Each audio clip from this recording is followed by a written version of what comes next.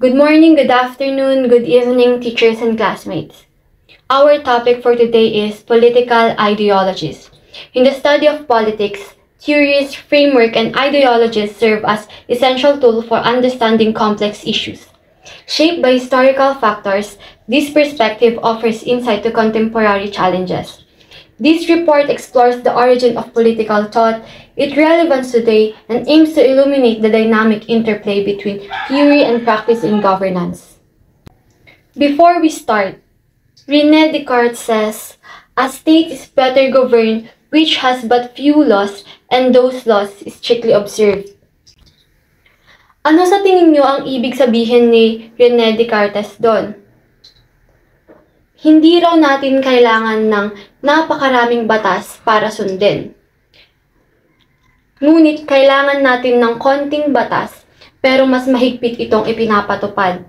Bakit? Dahil kapag mas konti ang batas at mas mahigpit itong ipapatupad, malaki ang tendency na mas marami ang susunod sa mga batas na ito. Ideology. From the word idea, ibig sabihin pag-iisip. Bakit nga ba may iba-iba tayong ideology? That is because we understand life differently. Nakadepende sa life perspective mo ang pag-iisip or ideology na mayroon ka.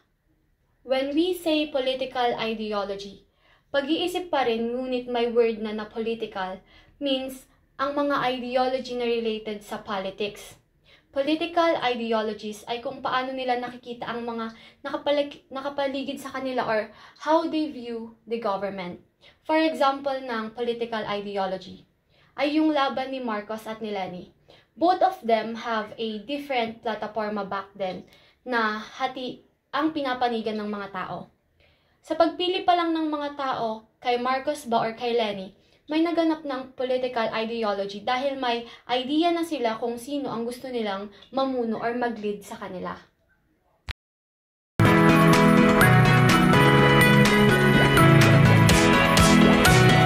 Conservatism. Yung mga taong conservative sila yung mga taong ayaw sa pagbabago. Kung ano na yung nakasanayan, doon na sila nag-i-stick. Ang konserbatismo ay nagpapahalaga sa tradisyon, katatagan, at kaayusan. Hindi ito mahilig sa mabilis na pagbabago at mas pinapaboran ang nakagawiang sistema kesa sa bagong mga idea.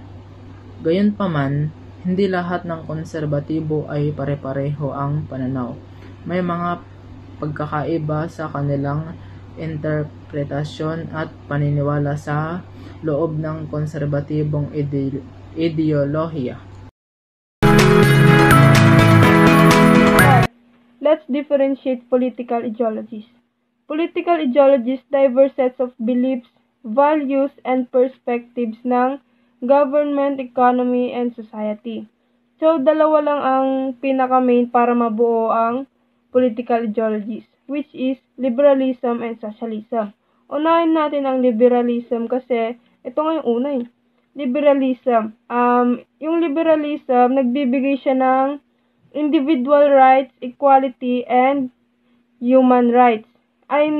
Protection ng human rights. While socialism, nag-a-advocate o nangongolekta naman siya ng pagmamay-ari o yaman. Tapos, dinidistribute yung kailangan lang or sakto lang na produkto. Tapos, para din mabawasan ng economic inequality and ma-promote ang social justice. Tapos, para din mag-provide sila ng essential services such as education and healthcare. Sa na-search ko, anim dapat ang bubuo sa political ideologies. Pero, dalawa lang yung pinaka-main, which is yun nga, liberalism and socialism.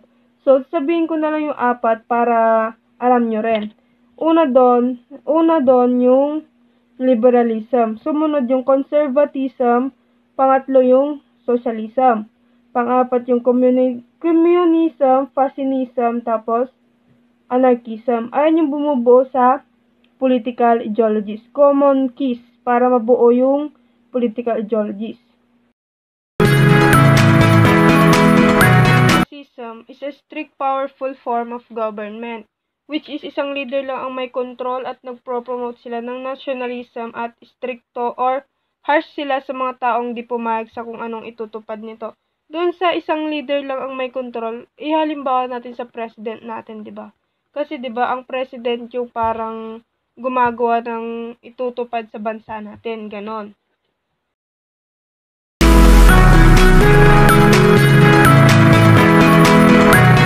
Tayo sa relationship between political ideologies and configurations of political communities. Ayon sa pagkakaintindi ko kasi, nakafocus or nakabatay lamang siya sa kung paano bibigyan ng halaga at bibigyan ng different shape of structure ng bawat ideology at kung paano yung sistema ng pamamahala nila sa loob ng pamayanan. Halimbawa, sa liberal democracies.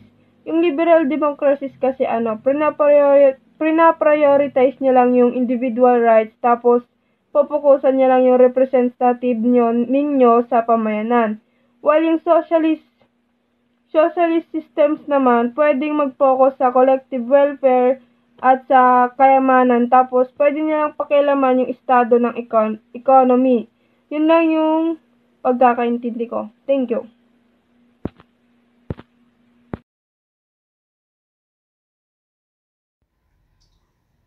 Feminism. Feminism promotes gender equality. Feminism believes that men and women should have equal rights. Dati kasi, we can't deny the fact na men has more privilege than women.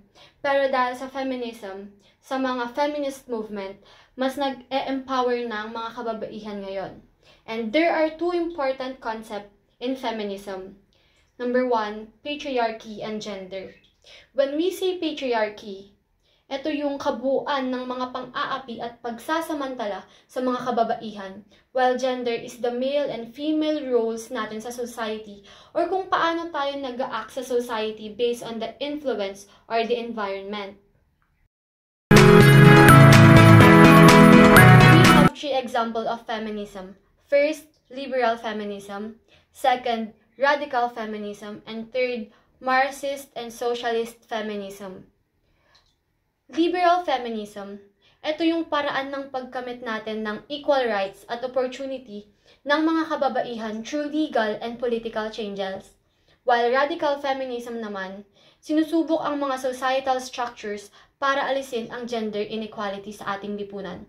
Kine-question ng mga ideologies or mga core values para sa pagbabago tungo sa pantay na lipunan.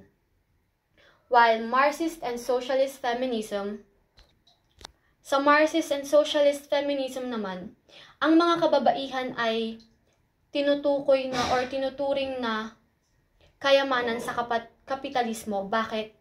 Dahil sa role pa lang ng mga kababaihan sa pagiging nanay at sa paggawa nila ng gawaing bahay ng libre o walang bayad ay mayroon na itong malaking epekto sa kapitalismo.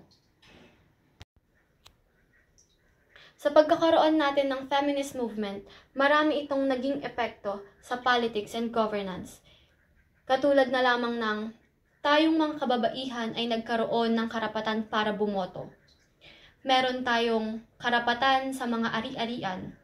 Meron tayong anti-sexual harassment and anti-rape laws na nagproprotekta para sa ating mga kababaihan. Meron din tayong kakayahang magtrabaho. Or kung anuman yung kakayahan or anuman yung karapatan ng mga kalalakihan ay unti-unti na rin nating natatamasang mga kababaihan.